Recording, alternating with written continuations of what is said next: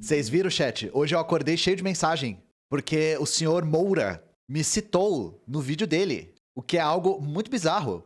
Porque de todas as pessoas que ele citou, eu sou o menor. E eu acho isso muito curioso, inclusive. Quando você vai no Desce a Letra Show, se o Cauê me chamar agora, eu vou a pé. A Laura Sabina é mais baixa, pois é. Será que... o Humberto e o João é mais alto que eu, o Humberto parece ser. O Jones, ele, de braço, ele deve ser, assim, dois de mim. Acho que eu sou mais alto que a Laura, é. Qual que é o Mal Moura, gente? Ah, o Nando, pode que, né? Tem o Nando Moura, tinha esquecido. Não, vamos ver, né? Vamos ver, porque isso aqui eu vou pôr na minha geladeira. Vou mandar pra minha mãe vai falar, filho, quem é esse cara? Eu falo, foda-se, mãe, é um cara grande aí. Aliás, vamos fazer um episódio no podcast só pra falar mal de bilionário. Vamos receber alguém dos comunistas. Já falei que vou, hein? Não, mas não quero falar de comunismo aqui agora, porque a gente vai falar no fim do vídeo, parece que, assim, foi covarde. Falou e saiu fora. Não, tem que tancar o bagulho. Vamos receber o Ian Neves, o João Carvalho, Jones Emanuel, a Laura Sabina, travou em mim, vamos peraí. todo mundo. Já era, esquece, esquece. Comunismo será? Vamos embora? Então, beleza, então, internet. O bagulho. Vamos receber o Ian Neves, o João Carvalho, Jones Emanuel, a Laura Sabina, o Humberto. Vamos receber todo mundo. Já Caralho, ele fala Jones Emanuel mesmo, velho. Eu achei que vocês estavam zoando, ele fala Jones Emanuel mesmo. Jones Emanuel é foda demais, mano. Jones e Manuel, vai ser os dois juntos. Caralho, mano. O Cauê Moura me citou, velho. Cê é louco, mano. Ah, eu não tô logado. Depois eu vou comentar aqui também. O Cauê Moura me conhece, mano. Eu apareci na tela do computador do Cauê Moura já, velho. O Cauê Moura, ele fez muito parte da minha adolescência, tá ligado? Na época que a internet ainda era feita de madeira. A gente assistia os vídeos do Cauê Moura na escola, matando aula, assim, né? Tipo, enrolando. Eu nem sabia o nome dele. Pra mim, ele era o Desce a Letra, tá ligado? Rap dos memes, eu lembro disso tudo, velho. O cara que falava gritando. O Cauê é um exemplo de uma pessoa que conseguiu se adaptar à internet muito bem. Você é um 337. Porque assim, né, gente? Na internet, se você não se adapta à realidade, às mudanças, você fica pra trás, né? E o Cauê, como tem uma longevidade imensa na internet, ele teve que ir se adaptando. E, na minha opinião, ele conseguiu fazer isso muito bem. E, caramba, eu não sei se é uma sensação só minha, mas o Cauê, ele tá a 2 passos de se radicalizar, tá ligado? Tipo, basta só um empurrãozinho que ele vai e se radicaliza. Tipo, essa galera que já era mais de esquerda, já era mais conscientizada, já tinha mais consciência de classe, tá muito perto, sabe? Muito perto de se radicalizar. Isso se ele já não for radicalizado e só não fala muito sobre, né? Porque esse momento do Brasil deu ódio de classe em todo mundo, né? Já entrou no funil do Luigi, né? Mas falando sério agora, gente, vocês conseguem ver como a esquerda radical tá crescendo de verdade.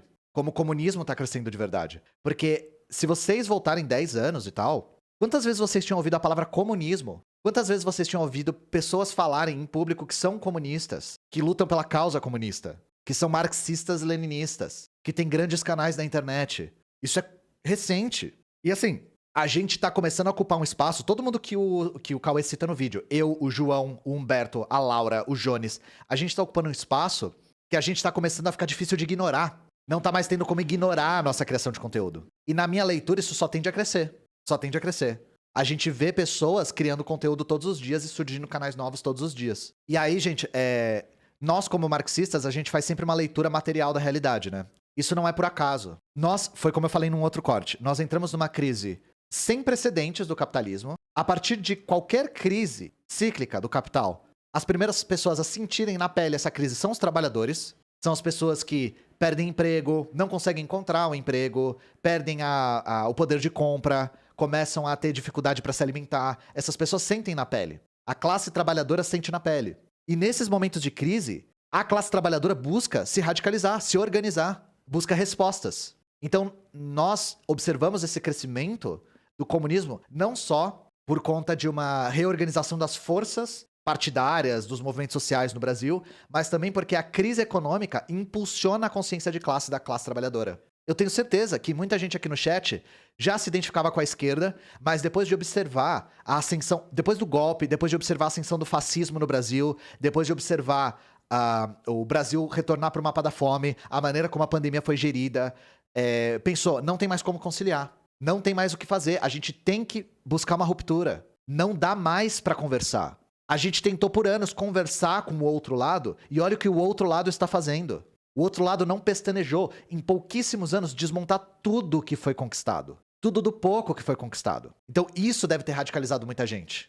Muita gente viu esse crápula virar presidente com o apoio da burguesia e abriu os olhos. Falou, a burguesia não tá do nosso lado, não importa o que seja. Não importa o que aconteça, ela nunca tá do nosso lado. E a burguesia, pra defender os seus interesses, se alia até com o capeta, gente. E é por isso que a gente reitera e que a gente diz que essa foi uma das grandes descobertas do Marx. Os antagonismos entre proletariado e burguesia são antagônicos, eles são irreconciliáveis. É impossível eles se harmonizarem. Impossível. Nós só vamos encerrar a luta de classes no dia que nós encerrarmos as classes. E a luta de classes mais acirrada e mais antagônica, que é a do proletariado contra a burguesia, é a primeira que tem que ser descontinuada. Descontinuando a burguesia como classe, que é a classe que detém tudo e não trabalha. Então é por isso que a gente insiste, gente, em continuar usando esse vocabulário. É comunismo, é luta de classes, é marxismo-leninismo, é ditadura do proletariado. Porque esse é o vocabulário.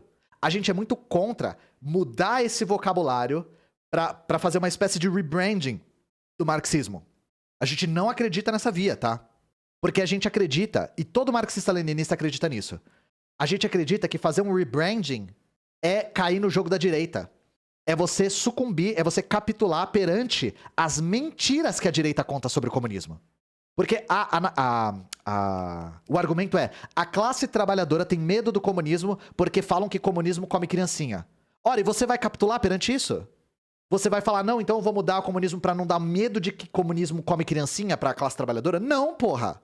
A gente não pode se render à mentira da direita. Foi o que eu falei na live do Gustavo ontem. Nós temos a convicção, nós marxistas-leninistas, temos a convicção de que a gente está do lado certo. Nós defendemos os interesses e a emancipação de 99% da humanidade. A gente tem muita convicção de que a gente está do lado certo. E conforme mais comunistas, mais pessoas da esquerda radical vão trabalhando com proximidade da classe trabalhadora, a gente não precisa se render às mentiras que a direita conta acerca do comunismo, do socialismo, das experiências do socialismo real, dos líderes socialistas. Eu faço parte de um coletivo, gente. Eu não trabalho sozinho. Eu trabalho na Soberana. A Soberana é um coletivo marxista-leninista, ou seja, comunista, de criadores de conteúdo e pessoas que trabalham em ocupar o espaço na internet. Lembra que a gente estava falando a respeito de o nosso conteúdo tá ficando difícil de ignorar? Nós acreditamos que a única via para combater a direita na internet de igual para igual é organização. Porque a direita tem coisas que a gente não tem. A direita tem grana. A direita tem a burguesia. A direita tem o Estado do lado dela. Só que a gente não tem. A única coisa que a gente tem é número. E a verdade. Porque nós estamos do lado certo. Do lado da classe trabalhadora. Então a gente tá junto, criando conteúdo junto, de maneira coordenada e centralizada, para conseguir otimizar a nossa ocupação na internet. Bom ver o leninismo da Soberana funcionando. Thumbs of the Star, obrigado. Funciona, viu? A gente... Cara, é foda. Quando você começa a militar numa organização leninista, você vê o poder do leninismo. Você vê o poder que um partido ou uma organização centralizada e disciplinada tem. É fantástico. Fantástico. É uma coisa que você aprende muito pelo exemplo, não só pela leitura. E quando você testemunha isso, você vê... Você olha e fala, é desse jeito que faz, sabe? É assim que tem que fazer. Não é à toa que funciona pra caramba. Pois é, isso é que é foda. O Dom L lançou o roteiro pra Inus agora, né? E o Dom L é também um artista que tá colocando de volta a esquerda radical nas artes, gente. Isso é uma coisa que fazia muito tempo que a gente não via. A esquerda radical, e assim, explicitamente marxista, voltou pras artes. O que é uma coisa... É que eu não tô falando do Eduardo Tadeu, dos artistas mais antigos. Tô falando de um artista novo. Um artista novo. Então, assim, a gente tá numa... O MC Primitivo, mesma coisa. A gente tá numa era de ascensão da esquerda radical que, novamente, tem um substrato material. O substrato material é a crise cíclica do capitalismo. Quando a classe trabalhadora sente o chicote na lomba, ela decide que não tem mais como conciliar. O Bolsonaro abriu os olhos de muita gente. Caetano falando que conheceu o Lossurdo com o Jones, né? Sabe o que é engraçado, Samuca? Segura liberal te chamando de burguês e stream rico.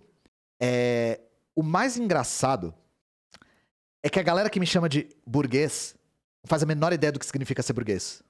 As pessoas não compreendem o conceito de classes. Essas pessoas acham que classe tem a ver com renda. Tem a ver com quanto dinheiro você ganha no final do mês. Então, assim, já mostra a falta de domínio do assunto, me chamando de burguês porque eu tenho 2.000 subs. Quase caí na alt-right anos atrás. A alt-right, ela te suga. E assim, alt-right é um nome que a gente dá pra um tipo novo de fascismo, tá? Porque a alt-right, ela faz a mesma coisa que o fascismo sempre fez, que é pegar a indignação da classe trabalhadora e tragar pra dentro de uma zona que dá respostas fáceis. Então a alt-right, ela faz isso, só que ela faz isso com a linguagem da internet, né? Alt-right é a face da direita que surgiu nos Estados Unidos, principalmente dentro dos chans e dentro desses fóruns de internet, que foram progressivamente transformando a linguagem da extrema-direita, misturando meme, misturando ironia, misturando apito de cachorro, misturando piada, e aí começando a radicalizar as pessoas pra direita através de indignação e predando em cima de homens solitários e jovens, principalmente. Que é direita alternativa mesmo. É direita alternativa. É uma espécie de niilismo, exato. É uma espécie de direita niilista, e que tem muito de determinismo biológico, tem muito de fatalismo. É bem específico. Mas a lógica interna é a mesma. É a mesma. Que é de tragar a revolta das pessoas pra dentro de uma zona que tem respostas falsas e simples. Tem muito de frustração sexual, não que o fascismo não o tenha. Tem aquele livro famoso do Reich, né? Que é sobre sexualidade e fascismo. Não é à toa que eu coloquei no meu vídeo sobre integralismo uma sessão só sobre controle sexual feminino, que é uma marca fundamental de qualquer fenômeno fascista. Ele não se bica muito com o positivismo, né? O iFunny é tipo isso aí. O iFunny se tornou isso, né? Isso é que é curioso, gente. Uma série de sites da internet foram se transformando em repositórios da alt-right. Eu dei um exemplo do Brasil. No Brasil, tinha o fórum da UOL Jogos, que era um fórum muito movimentado. E na UOL Jogos tinha o VT, que era o Vale Tudo. O Vale Tudo era um fórum de jovens, na maior parte homens, na maior parte de classe média, na maior parte brancos, que frequentavam pra zoar, pra fazer zoeira. E aí, no meio dessas zoeiras, né, as coisas, a misoginia vai infiltrando, a homofobia vai infiltrando.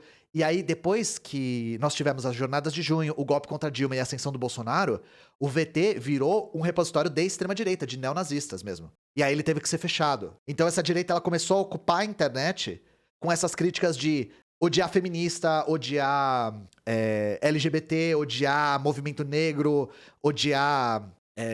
sabe? Vocês sabem qual que é a questão, né? Quando o homem branco perde 1% do seu poder, ele começa a espernear. E o que eu consegui observar no VT era muito ódio por mulheres. A misoginia era parte do modus operandi do VT. Começa com a gente só tá zoando, é só brincadeira. Ah, você é do politicamente correto, blá blá blá. E aí, né, você começa a se... Primeiro você começa a naturalizar, né? Você começa a naturalizar essas piadas, achar tipo, normal, e depois você começa a acreditar nela. Mas não que eu acredite que é só uma mera materialização do discurso, tá, gente? Isso tudo tem uma base material. Eu, como marxista, eu nunca perco de vista o substrato material desse tipo de fenômeno. E o substrato material desse tipo de fenômeno é o neoliberalismo. O neoliberalismo que coloca a culpa de todas as mazelas no indivíduo, que atomiza cada vez mais os indivíduos, que faz as pessoas ficarem cada vez mais isoladas umas das outras, mesmo no trabalho, que nós não temos um terceiro espaço. Isso eu achei interessante, porque o Vitor Molrais, ele comentou um vídeo meu e ele falou sobre o terceiro espaço, que ele falou assim, nós temos o primeiro espaço, que é a nossa casa, o segundo espaço, que é o nosso trabalho, a nossa escola, e o terceiro espaço, que a gente vai pra confraternizar. Cada vez menos, hoje em dia, no neoliberalismo, nós temos um terceiro espaço. E isso que ele falou clicou muito comigo. Eu falei, é verdade. A gente não tem mais uma espécie de local que a gente vai pra lazer e pra confraternização. Então, mas quando você vai pra escola, você não vai só pra isso. Falta esse terceiro espaço, que é um lugar só pra isso. Só pro convívio social. E aí a pandemia exacerbou isso muito, né? Fumódromo é muito... Cara, sem zoeira que fumódromo é isso, sem brincadeira. As pessoas vão pro fumódromo pra conversar com as outras pessoas, em paz. Então a internet virou um terceiro espaço muito grande, muito bem observado. E eu acho que, de uma certa maneira, pegando o que o Vitor falou, nós da Soberana querendo criar uma comunidade, a gente tá querendo criar um terceiro espaço. A gente tá querendo criar um espaço acolhedor, para facilitar o processo de politização das pessoas e que consiga difundir as nossas ideias. A galera, o nosso Discord, que é onde a gente se reúne, ganhou vida própria. Claro que a gente tem que ficar monitorando o tempo todo, porque eu acabei de falar os perigos que a internet apresenta, mas a gente tenta criar esse espaço seguro e esse espaço acolhedor para as pessoas confraternizarem, fazerem amigos, aprenderem umas com as outras. E a gente tá muito orgulhoso do que a gente fez, de verdade. A nossa comunidade é fantástica. Dá um exemplo de terceiro espaço. Sabe o que era um terceiro espaço antes? Igreja. Igreja. A igreja ainda é o terceiro espaço de muita gente. As pessoas iam na igreja pra conversar, fazer amigo, casar. Assim, a igreja era o espaço de confraternização onde você entrava em contato com a sua comunidade. O terceiro espaço de quem milita é o partido. Um aluno meu te conheceu pelo TikTok, 13 anos, tá todo comunista, caramba. Peraí, deixa eu ver o resto da mensagem. Tá todo comunistinha. Murilo, obrigado pelos 5 mangos. Cara, que brisa. O TikTok é incrível porque ele alcança 2 demografias que a gente não tava alcançando na Twitch. Tirando o fato da gente furar a bolha pra caramba, né? Gente mais nova e a gente viu nos gráficos a maior parte das pessoas que me assistem, né, assistem os meus vídeos do TikTok, assistem o Quartos Canhotos no geral, são mulheres, é tipo 75% mulher. E na Twitch é exatamente o inverso. Na Twitch é tipo 80% homem. Então a gente tá conseguindo variar a demografia, assim, por conta das diferentes plataformas. Tem pouca mulher na Twitch e, assim, vamos combinar, né? Tem uma razão bem óbvia de por que tem pouca mulher na Twitch. Mas é invertido. Na Twitch é bem mais homem, no TikTok é bem mais mulher. Fora da casinha. Mas a Twitch pra mulher nossa, pra mulher streamer, então, meu Deus do céu. Nossa senhora.